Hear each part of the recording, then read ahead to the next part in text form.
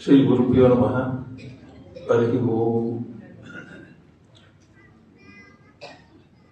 ಹಿರಿಯರಾದ ಹರ್ಷ ಡಂಬಳ ಅವರಿದ್ದಾರೆ,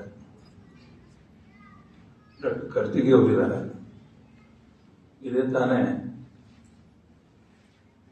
ಸರ್ವಮೂಲ ಗ್ರಂಥಗಳನ್ನು ಹಿನ್ನೆಲೆಗೆ ಇಟ್ಕೊಂಡು ಆಚಾರ್ಯ ಬನಂಜಿಯವರ ಬಿಡಿಬಿಡಿಯಾಗಿ ಮಾಡಿದ ಕೆಲಸಗಳನ್ನೆಲ್ಲ ಬಹಳ ಸಾಂಗೋಪಾಂಗವಾಗಿ ಮಾತಾಡಿದ ತರುಣ ವಿದ್ವಾಂಸ ವಿಜಯಸಿಂಹ ಆಚಾರ್ಯರಿಗೆ ಮತ್ತು ಎಲ್ಲ ದೇಹಾತ್ಮ ಬಂಧುಗಳಿಗೆ ನಾನು ನನಗಾದ ಫ್ಲ್ಯಾಶ್ ಅಂತ ನನಗಾದು ಏನು ಅಂದರೆ, ಆಚಾರ್ಯರ ನಾನು ಮಹಾಭಾರತ ತಾತ್ಪರ್ಯನಿರ್ಣಯದ ಬಗೆಗೆ ಅವರಿದ್ದ ಕಾಲದಲ್ಲಿ ತುಂಬ ಬಹಳ ಹಿಂದೆ ಓದಿದ್ದು. ನಾನು ಅದು ಕನ್ನಡದ ಆವೃತ್ತಿ ಬಂದಾಗ ನಾನು ಅದನ್ನು ಓದಿದ್ದು. ನನಗೆ ಗೊತ್ತಿರೋ ಹಾಗೆ ಆಚಾರ್ಯರ ವಿಶೇಷತೆಗಳನ್ನು ಈ ಮಹಾಭಾರತ ತಾತ್ಪರ್ಯ ನಿರ್ಣಯದ ಅವರು ಕಂಡುಕೊಂಡಿದ್ದು, ಅದನ್ನು ಮಧ್ವರಿಯಿಂದ ಅವರು ತಾತ್ಪರ್ಯ ನಿರ್ಣಯದಿಂದ ಅವರು ಪಡ್ಕೊಂಡ ಸಂಗತಿಗಳನ್ನು ಒಂದು ಸ್ವಲ್ಪ ವಿವರಿಸಬೇಕು ಅಂತ ಅನ್ಕೊಂಡಿದ್ದೆ.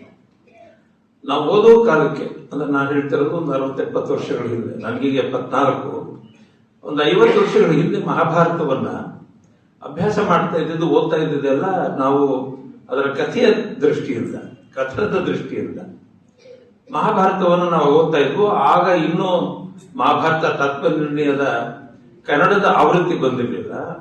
ಆದರೆ ಸರ್ವಮೂಲ ಗ್ರಂಥಗಳಲ್ಲಿ ಅದನ್ನ ಒಂದು ಟೆಕ್ಸ್ಟ್ ಎಡಿಷನ್ ಆಗಿ ಅವರು ತಂದಿದ್ರು ಆಚಾರ್ಯರು. ಅದರಲ್ಲಿ ಹೇಳಿದಂತಹ ಅನೇಕ ರಹಸ್ಯದ ಕೆಲವು ವಿಷಯಗಳನ್ನ, ಆಗ ಏನೊಂದು ಕೋಟ ಶ್ಲೋಕಗಳ ಬಗ್ಗೆ ಮಾತಾಡ್ತಿದ್ವು. ಮಹಾಭಾರತದ 18 ಪರ್ವದಲ್ಲಿ ಅನೇಕ ಕೋಟ ಶ್ಲೋಕಗಳಿವೆ. ಕೋಟ ಶ್ಲೋಕಗಳಲ್ಲಿ ಬಿಡಿಸಿ ಹೇಳಬೇಕು ಅನ್ನೋದಷ್ಟು ಮಾತ್ರ ನಮಗೆ ತಿಳಿದಿದ್ದು. ಆದ್ರೆ ಆಚಾರ್ಯರು ಯಾವಾಗ ಮಹಾಭಾರತ ತಾತ್ಪರ್ಯ ನಿರ್ಣಯವನ್ನ ಅನುವಾದ ಮಾಡಿ ಅದನ್ನ ಪ್ರಚಲಿತಗೊಳಿಸಿದಾಗ ನಮ್ಗೆ ಗೊತ್ತಾಗಿದ್ದೇನೆಂದ್ರೆ, ಮಹಾಭಾರತಕ್ಕೆ ಅನೇಕ ಅರ್ಥಗಳಿವೆ ಅಂತ. ಮತ್ತು ಇದರಲ್ಲಿ ವ್ಯಾಸರಿಗೆ ಇದ್ದಂತಹ ಒಂದು ದೊಡ್ಡ ಪ್ರತಿಭೆ ಏನು ಅಂತ ಅನ್ನೋದನ್ನ ಮೊದಲನೇ ಬಾರಿಗೆ ಕನ್ನಡಕ್ಕೆ, ಕರ್ನಾಟಕಕ್ಕೆ ವಿದ್ವಾಂಸರಿಗೂ ಸೇರಿಸಿ ಅವರು ಅದನ್ನು ಒಂದು ವ್ಯಾಸ ಪ್ರತಿಭೆಯನ್ನ ಹೇಳಿದರು. ಉದಾಹರಣೆಗೆ ಕನ್ನಡದಲ್ಲಿ ಪಂಪ ವ್ಯಾಸ ಮುನೀಂದ್ರಂದ್ರ ವಚನಾಮೃತ ವಾರ್ಧಿಯನ್ ಈಸುವೆನ್ ಕವಿ ವ್ಯಾಸನೆಂಬ ಗರ್ವ ಮೇಲಿಗಿಲ್ಲ ಅಂತ 1000 ವರ್ಷಗಳ ಹಿಂದೆ ಅವನು ಹೇಳಿದ. ಅಂದರೆ ವ್ಯಾಸ ಮುನೀಂದ್ರ ಅಂತ ಕರೆದವನನ್ನು. ವ್ಯಾಸ ಮುನೀಂದ್ರ ರುಂದ್ರ ವಚನಾಮೃತ, ವಚನಗಳೆಂಬ ಅಮೃತ, ವಾರ್ಧಿಯನ್ ಸಮುದ್ರವನ್ನು ಈಸುವೆನ್, ಆದರೆ ಕವಿವ್ಯಾಸನೆಂಬ ಗರ್ವ ಮೇಲಿಗಿಲ್ಲ ಅಂತ. ಒಬ್ಬ ಜೈನ ಪರಂಪರೆ ಉಳ್ಳವನೇ ವೈದಿಕ ಒಂದು ಭಾರತದ ಒಂದು ಪರಂಪರೆಯ ಅಗ್ರೇಸರಾದ ಋಷಿಗಳ ಬಗ್ಗೆ, ವ್ಯಾಸರ ಬಗ್ಗೆ ಹೇಳುವಾಗ ಈ ಮಾತನ್ನು ಅವನು ಹೇಳ್ತಾನೆ. ಇನ್ನು ಮುಂದೆ ಕುಮಾರವ್ಯಾಸ ಭಾರತದಲ್ಲಂತೂ ಪೂರ್ತಿ ವ್ಯಾಸರ ಜೊತೆಗೇನೆ ಆತನ ಸಂಲಗ್ನತೆ. ಕುವೆಂಪು ಅವರ ಅರುಣದಶಮದಲ್ಲಿ ಕೂಡ ಕವಿವ್ಯಾಸ ಭಾಸ ಬಹುಭೂತಿ ಕಾಳಿದಾಸ ಅಧ್ಯರಿಗೆ ಅಂತ ಹೇಳೋದು. ಅಂದ್ರೆ ನಮ್ಮಲ್ಲಿ ವ್ಯಾಸರನ್ನ ಕೇವಲ ಕವಿ ಅಂತ ತಿಳಿದಿದ್ದು.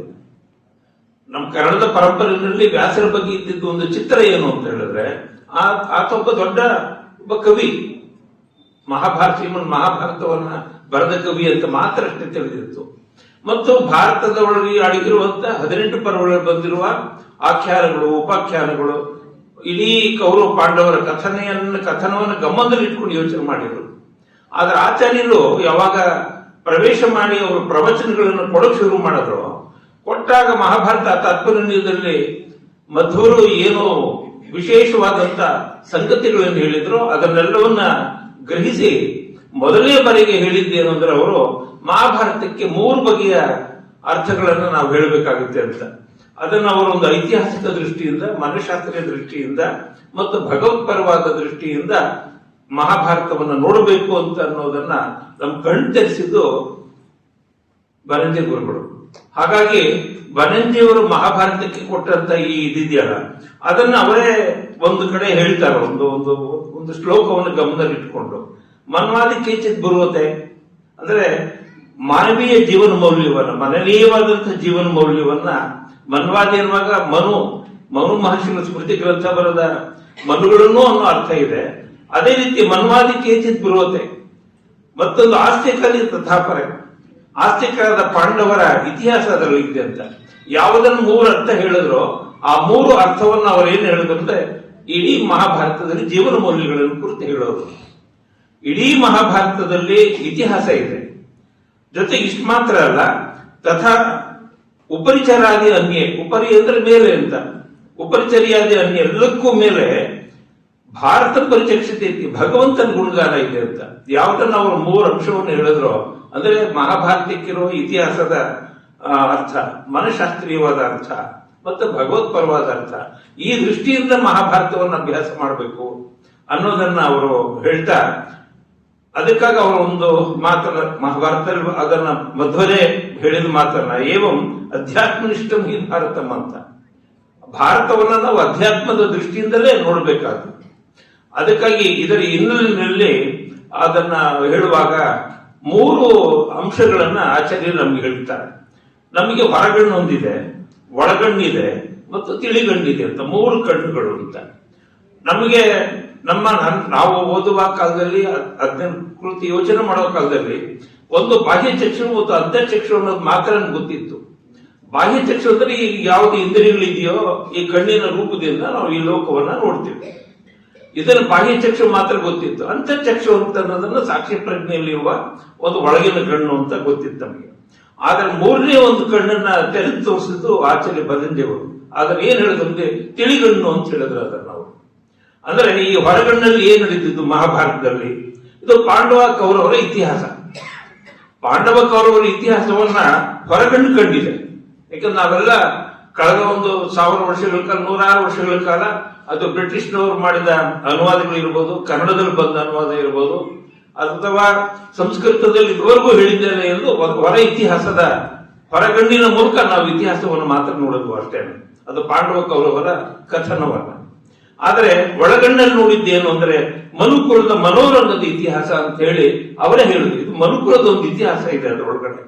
ಅದನ್ನ ನಾವು ನೋಡ್ಬೇಕಾದ್ರೆ ನಮ್ಗೆ ಬೇಕಾದ ಯಾವ್ದು ಕಣ್ಣು ಅಂದ್ರೆ ಅದು ಒಳಗಣ್ಣು ಬೇಕು ಅಂತ.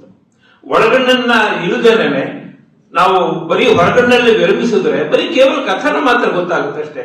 ಮಹಾಭಾರತ ಅಂತ ಒಂದು ಕಥೆ, ಅದ್ರಲ್ಲಿ ಕೌರವ ಪಾಂಡವರು ಇದ್ದಾರೆ. ಕೌರವರು ದುಷ್ಟರು, ಪಾಂಡವರು ಶಿಷ್ಟರು. ಇದನ್ನ ಹಿನ್ನೆಲೆಗೆ ಇಟ್ಕೊಂಡು ಮಾತ್ರ ಯೋಚನೆ ಮಾಡಬೇಕು. ಅಲ್ಲಿ ನಡೆಯುವಂತ ಅನೇಕ 100 ಜನ ದುರ್ಯೋಧನಾದಿಗಳು, ಈ ಕಡೆ ಪಾಂಡವಾದಿಗಳು, ಈ ಕಡೆ ಬೇಕಾದ ಸೈನ್ಯ, ಒಂದ್ ಕಡೆ ಕೌರವ ಸೈನ್ಯ, ಈ ಕಡೆ ಪಾಂಡವ ಸೈನ್ಯ. ನಮಗೆ ಈ ಹೊರ ಜಗತ್ತಿನ ಇತಿಹಾಸದ ಸ್ವರೂಪವೆಲ್ಲ ಗೊತ್ತಾಗುತ್ತೆ. ಆದ್ರೆ ಇದಿಷ್ಟೇ ಸಾಕಾಗುತ್ತೆ. ಮಹಾಭಾರತಕ್ಕೆ ಇದೊಂದೇ ಇತಿಹಾಸದ ಪರಿಕ್ರಮ ಒಂದು ಸಾಕಂದ್ರೆ ಇಲ್ಲ, ಇತಿಹಾಸದ ಪರಿಕ್ರಮ ಅಷ್ಟು ಸಾಕಾಗಲ್ಲ. ಇನ್ನು ಒಳಗಡೆ ಹೋಗ್ಬೇಕು ಅಂದಾಗ ಅವರು ಹೇಳಿದ್ದು ಒಳಗಣ್ಣಲ್ಲಿ ಪ್ರವೇಶ ಮಾಡಬೇಕು ಅಂತ. ನೀವು ಒಳಗಣ್ಣನ್ನ ತೆರೆದ್ರೆ ಏನು ಗೊತ್ತಾಗುತ್ತೆ ಅಂದ್ರೆ ಈ ಮನುಕುಲದ ಒಂದು ಇತಿಹಾಸ ಗೊತ್ತಾಗುತ್ತೆ ಅಂತ. ಆಮೇಲೆ ಅದು ಹೇಳಿದ್ರು ಇಷ್ಟು ಮಾತ್ರ ಸಾಕಾಗಲ್ಲ, ಈ 2ನೇ ದಾರಿಗೆ ಒಳಗಣ್ಣಿನಿಂದ ಮತ್ತೆ ಇನ್ನಷ್ಟು ಹೋಗ್ಬೇಕು. ಅದು ಮತ್ತಷ್ಟು ಒಳಗೆ ಹೋದ್ರೆ ಅದನ್ನ ಅವರು ತಿಳಿಗಣ್ಣು ಅಂತ ಕರೆದ್ರು. Very fine. ಬಹುಶಃ ನಾನು ಮಹಾಭಾರತದ ಬಗ್ಗೆ ಇಷ್ಟು ಏನ್ ಹೇಳ್ಬೇಕು, ಸ್ವಪ್ರಜ್ಞವಾಗಿ ಅದನ್ನ ಮಾತು ಹೇಳೋದಾದ್ರೆ ಸ್ವಪ್ರಜ್ಞ ಅಂತ ಹೇಳ್ತೀವಿ ನಾವು. ಆದ್ರೆ ಅವರಲ್ಲಿ ಸ್ಫುರಿಸಿದ ನೆಲೆಗಳಿಗೂ ಅಂತ. ತಿಳಿಗಣ್ಣು ಅಂದ್ರೆ ಭಗವಂತನ ಗುಣಗಾನದ ಇತಿಹಾಸ ಅಲ್ಲಿದೆ ಅಂತ. ಇತಿಹಾಸ ಅಂದ್ರೆ ಹೊರಗಡೆನ ಇತಿಹಾಸ ಇದೆ. ಕೌರವ ಪಾಂಡವಗಳು ಮನೋರಂಜನೆ ನಡೆದದ್ದು ಏನಿದೆ, ಮನುಕುಲದ ಒಂದು ಇತಿಹಾಸ ಇದೆ. ಅದನ್ನ ಹೊರಗಣ್ಣು ಒಳಗಣ್ಣು ನೋಡ್ತೀವಿ. ಆದರೆ ಹೊರಗಣ್ಣು ಒಳಗಣ್ಣು, ಅದರ ಒಳಗಡೆ ಇನ್ನೊಂದಿದೆ, ಅದು ತಿಳಿಗಣ್ಣು ಅಂತ. ಆ ತಿಳಿಗಣ್ಣಿಗೆ ಹೋದರೆ ಮಾತ್ರ ನಿಮಗೆ ಆ ಭಗವಂತನ ಸಾಕ್ಷಾತ್ಕಾರ ಆಗುತ್ತೆ, ಭಗವಂತನ ಗುಣಕಥನ ನಮ್ಗೆ ಅರ್ಥವಾಗುತ್ತೆ ಅಂತ.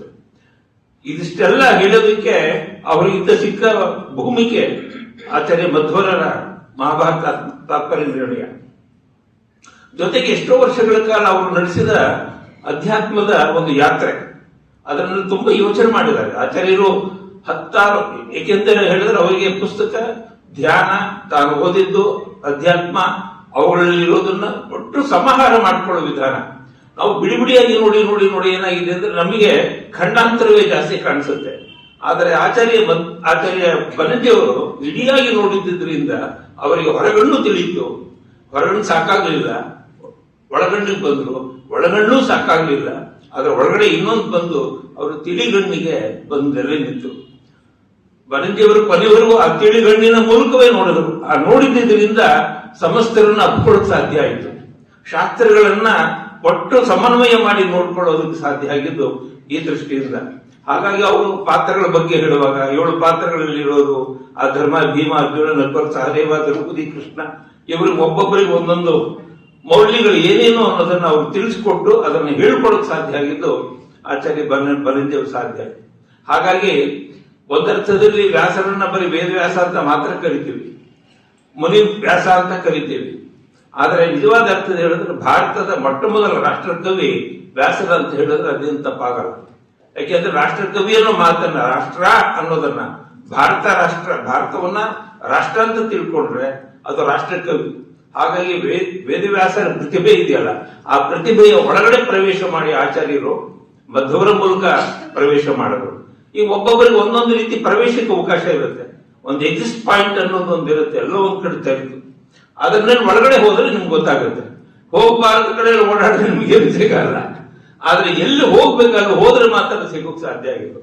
ನನ್ನ ಬದುಕಿನಲ್ಲಿ ಅವರು ಹಾಗೆ ನನ್ನಲ್ಲಿ ಒಂದು ಈ ಹೊರಗಣ್ಣಷ್ಟೇ ಸಾಕಾಗಲ್ಲ, ಬರೀ ಒಳಗಣ್ಣಷ್ಟೇ ಸಾಕಾಗಲ್ಲ, ತಿಳಿಗಣ್ಣಲ್ಲಿ ಒಂದು ಇದರೆಲ್ಲವೂ ಸಾರ ಅಡಗಿದ್ರು. ಒಂದು ಎಸೆನ್ಸ್ ಅಂತ ಇಂಗ್ಲಿಷ್ ನಲ್ಲಿ ಹೇಳ್ತೀವಲ್ಲ, ಹಾಗೆ ಸಾರಭೂತವಾದದ್ದನ್ನು ಹಿಡಿಬೇಕು ಅಂತ. ನಮ್ಮ ದುರಾದೃಷ್ಟ ಏನಾಗಿದೆ ಅಂದ್ರೆ ಎಲ್ಲ ಹೊರಗಣ್ಣಲ್ಲೇ ನಾವು ಬದುಕಿದೀವಿ, ಇಡೀ ಬಗೆ ಬಾಗಿ ಚಕ್ಷುಗಳಲ್ಲೇನೆ ನಾವು ನಿಂತಿದ್ದೀವಿ. ಅದರಿಂದ ಒಳಗಡೆ ಹೋಗ್ಬೇಕು ಅಂತ. ಇದಿಷ್ಟು ಸುಮ್ಮನೆ ನಿಮ್ಮ ಅಂತರಂಗದ ಒಂದು ಇತಿಹಾಸನ ಮಹಾಭಾರತ ಹೇಳುತ್ತೆ ಅಂತ. ಮಹಾಭಾರತನ ಅವರು ಎಡಿಟ್ ಮಾಡಿದ್ರು ಸರಿ, ಮೂಲ ಮಹಾಭಾರತ ತಾತ್ಪರ್ಯ ನಿರ್ಣಯವನ್ನು ಎಡಿಟ್ ಮಾಡಿ ಅದಕ್ಕೆ ಮಾಡಿದ 3-4 ಬಗೆಯ ಕೆಲಸಗಳಿದೆಯಲ್ಲ, ಅದು ಬಹಳ ದೊಡ್ಡ ಕೆಲಸ. 2011ರಲ್ಲಿ ವೀಣಾ ಜೊತೆ ಬಂದು ನಂಗೆ 2 ಸಂಪುಟಗಳನ್ನು ಕೊಟ್ಟಿದ್ದನ್ನು ಈಗಲೂ ಕೂಡ ನಾನು ಮೈ ಪುಳ್ಕಾಗತ್ತೆ. ಆ 2 ಸಂಪುಟ ನನ್ನ ಪ್ರತಿನಿತ್ಯದ ಓದಿಗಾಗಿ ಪಕ್ಕದಲ್ಲಿ ಇಟ್ಕೊಂಡಿರ್ತೀನಿ ನಾನು. ಅದೊಂದೊಂದ್ಸಲಿ ಅದನ್ನ ತಲೆದಿಂಬಾಗಿ ಮಾಡ್ಕೊಂಡಿರ್ತೀನಿ. ತಲೆದಿಂಬಾಗಿ ಇಟ್ಕೊಂಡು ಅದ್ರ ಮೇಲೆ ದಿಂಬ ಹಾಕ್ಬಿಟ್ಟು ನಾನು ಧ್ಯಾನದಲ್ಲಿ ಇರ್ತೀನಿ. ಹೀಗೆ ನಮ್ಮಂತ ಅನೇಕರಿಗೆ ತಿಳಿಗಣ್ಣನ್ನ ತೋರಿಸ್ಕೊಟ್ಟಂಥವರು ಬರೀ ಹೊರಗಣ್ಣಲ್ಲಿ ಇರಬೇಡಿ, ಒಳಗಣ್ಣಲ್ಲಿ ಮಾತ್ರ ಇರಬೇಡಿ, ತಿಳಿಗಣ್ಣಿನ ಕಡೆಯೂ ಹೋಗಿ ಅಂತ ಇವತ್ತಿನ ಈ ಕಳೆದ 6 ದಿನಗಳ ಕಾಲ ನಡೆದಿರುವ ಈ ಕಾರ್ಯಾಗಾರದಲ್ಲಿ ಅಥವಾ ಈ ಸಪ್ತಾಹದಲ್ಲಿ ಆಚಾರ್ಯ ಬನಂಜಿ 90 ವಿಶ್ವನಮನ ಅಂತ ಯೋಚನೆ ಮಾಡ್ತಾ ಇದೀವಲ್ಲ. ಈ ವಿಶ್ವನಮನದ ಹಿಂದೆ ಇರೋದು ಏನು ಅಂದ್ರೆ, ನಾವು ಹೋಗ್ಬೇಕಾದ ದಾರಿ ಯಾವುದು ಅಂತ ಕಳೆದ 6 ದಿನಗಳ ಕಾಲ ನಮ್ಮ ವಿಜಯಸಿಂಹ ಆಚಾರ್ಯರು ಅದನ್ನ ಬಹಳ ಚೆನ್ನಾಗಿ ತೋರಿಸ್ಕೊಟ್ರು. ಆತನ ಪ್ರತಿಭೆಗೆ ನಮೋ ನಮಃ ಹೇಳ್ಬೇಕು. ನೋಡಿ ಬಗ್ಗೆ ಹೇಳ್ತೀನಿ, ಆತನಿಗೆ ಆತ ಅಂತ ಬಳಸ್ತಾ ಇದ್ದೀನಿ. ಆದ್ರೆ ನಾನು ಬಹುವಚನ ಕರೆದ್ರೆ ಯಾಕೋ ಅಷ್ಟು ಇಷ್ಟವಾಗಲ್ಲ. ಅದಕ್ಕಾಗಿ ನಾನು ಸ್ವಲ್ಪ ಆತರ ಎಂಥ ನಾನು ನೆನ್ನೆಲ್ಲ ಹೇಳಿದೆ, ನೋಡ್ ಮಾರಾಯ, ನೀನೊಂದು ಕೆಲಸ ಮಾಡು, ಆಚಾರ್ಯ ಬನಂಜಿಯವರು ಯಾವ್ಯಾವುದನ್ನ ಮುಗಿಸ್ಬೇಕಾಗಿತ್ತೋ, ಕೊನೆಗೊಳಿಸಬೇಕಾಗಿತ್ತೋ, ಅದು ಯಾವ್ದು ಆಗಿಲ್ವೋ ಆ ಕೆಲಸವನ್ನು ಒಂದು ಹಂತದಲ್ಲಿ ನೀವು ಮಾಡಿ. ಅದು ಮಾಡಿದ್ರೆ ಮಾಡಬೇಕು. ಮತ್ತು ಆತ ಈಗ 3 ಸಂಕಲ್ಪ ಸೂರ್ಯೋದಯ, ಸಂಕಲ್ಪ ಚಂದ್ರೋದಯ, ಈ 3 ನಾಟಕಗಳನ್ನು ಅವರು ಅನುವಾದ ಮಾಡಿದ್ದಾರೆ. ಅದೊಂದು ಪುಸ್ತಕ ತರಬೇಕು ಅಂತ ಅಂದಿದೆ. ನಾನು ಹೇಳಿದೆ, ಆಚಾರ್ಯ ಬನಂಜಿ ಅವರದೊಂದು ಇದೆಯಲ್ಲ, 150 ಜನ ಇದ್ದಾರೆ, 500 ಪ್ರಿಂಟ್ ಮಾಡಿಸಿ 150 ಪುಸ್ತಕಗಳನ್ನ ತಗೊಳ್ಳಿ. ಎಲ್ಲರೂ ನೀವು ಒಂದು 2 ಪುಸ್ತಕ ತಗೊಂಡ್ರೆ 300 ಪುಸ್ತಕ ಆಗತ್ತೆ ಇಲ್ಲೇನೆ. ನಾನಂತೂ 5 ಪುಸ್ತಕ ಕೊಂಡ್ಕೊತೀನಿ ಕಣ್ರಿ. ನಾನು ಸುಮ್ಮನೆ ಹೀಗೆ ತಗೊಳ್ಳಲ್ಲ. ಅವರು ವಿಜಯಸಿಂಹ ಆಚಾರ್ಯರನ್ನ ನಾವು ಬೆಳೆಸ್ಬೇಕು. ನಾವು ಇದುವರೆಗೂ ನೀವು ಕೇಳಿ ಕೈ ಚಪ್ಪಾಳೆ ತಟ್ಟಿ ಬಹಳ ಚೆನ್ನಾಗಿ ಮಾತಾಡ್ತಾರೆ ಅಂತ ಹೇಳೋದು ಅದು ಹೊರಗಣ್ಣಿನ ಕ್ರಮ. ನೀವು ಒಳಗಣ್ಣಿ ಒಂದು ತಿಳಿಗಣ್ಣಾಗಿ ನೋಡ್ಬೇಕು ಅಂದ್ರೆ ನಮ್ಮ ವಿಜಯಸಿಂಹ ಆಚಾರ್ಯರನ್ನ ನೀವು ತಿಳಿಗಣ್ಣನ್ನು ನೋಡಿ ಆತನಿಗೆ ಪ್ರೋತ್ಸಾಹ ಕೊಡಬೇಕು. ಆಚಾರ್ಯ ಬನಂಜಿಯವರದ್ದು ಏನು ಅಪೂರ್ಣವಾಗಿರೋದು ಅಥವಾ ಪೂರ್ಣಗೊಂಡಿರುವ ಕೃತಿಗಳು, ಸಂಸ್ಕೃತ ಪಠ್ಯಗಳೇನಿದೆಯೋ ಅವುಗಳೆಲ್ಲ ಹೊರಗಡೆ ಬರಬೇಕಾದ್ರೆ ವಿಜಯಸಿಂಹ ಆಚಾರ್ಯರಂಥವರಿಂದ ಮಾತ್ರ ಸಾಧ್ಯ. ಯಾಕೆಂದ್ರೆ ಈತನಿಗೆ ಸಂಪೂರ್ಣವಾದಂತ ಒಂದು ಒಟ್ಟು ದೃಷ್ಟಿಕೋನ ಇದೆ.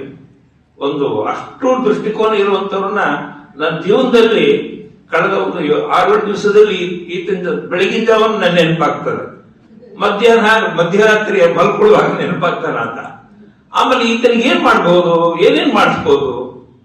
ಯಾಕೆಂದ್ರೆ ಒಂದು ಅತ್ಯಮೂಲ್ಯವಾದ ಒಂದು ವ್ಯಕ್ತಿ ಇದ್ದಾನೆ. ಆ ವ್ಯಕ್ತಿಯನ್ನ ನಾವು ಮರೆಸಿಬಿಡೋದು ಸುಲಭ.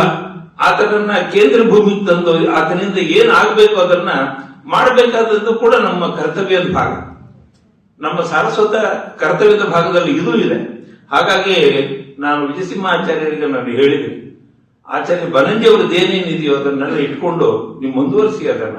ಅದಕ್ಕೆ ನಿಮ್ಗೆ ಬೆಂಬಲವಾಗಿ ನನ್ನಂತ 10 ಜನ ಇರ್ತೀವಿ. ನಾನಂತೂ ಇರ್ತೀನ್ರಿ.